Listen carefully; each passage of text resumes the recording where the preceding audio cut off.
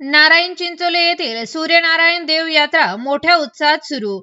पंढरपूर तालुक्यातील नारायण चिंचोली येथे सूर्यनारायण देव यात्रा मोठ्या उत्साहात सुरू झाली असून ही यात्रा पौष शुद्ध प्रतिपदा ते माघ प्रतिपदा म्हणजेच रथसप्तमीपर्यंत जवळपास महिनाभर चालते, अशी माहिती पुजारी गणेश अवताडे यांनी दिली।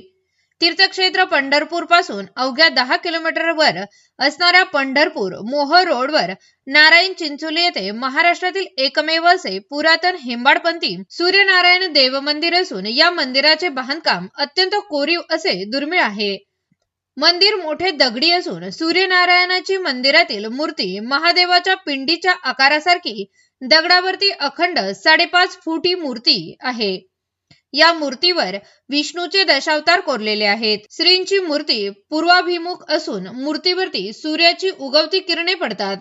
या देवाची यात्रा संपूर्ण महिनाभर चालते व पौष महिन्यातील प्रत्येक रविवारी धार्मिक कार्यक्रमाचे म्हणजेच भजन कीर्तन भारूड अधिक कार्यक्रमाचे आयोजन केले जाते, अशी माहिती सूर्यनारायण देवस्थान ट्रस्टचे अध्यक्ष दत्तात्रय मस्के यांनी दिली।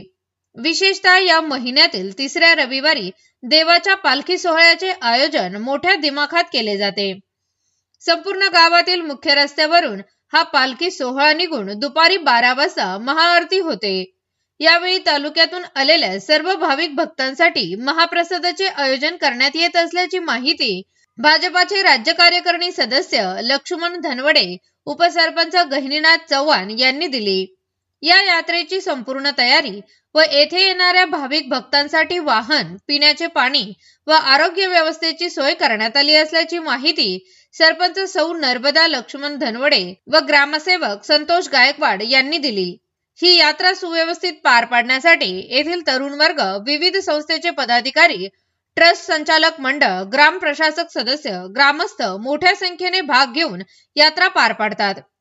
तरी सर्व भाविक भक्तांनी मोठ्या संख्येने उपस्थित राहावे असे आवाहन नारायण चिंचोली ग्रामस्थांच्या वतीने करण्यात आले आहे।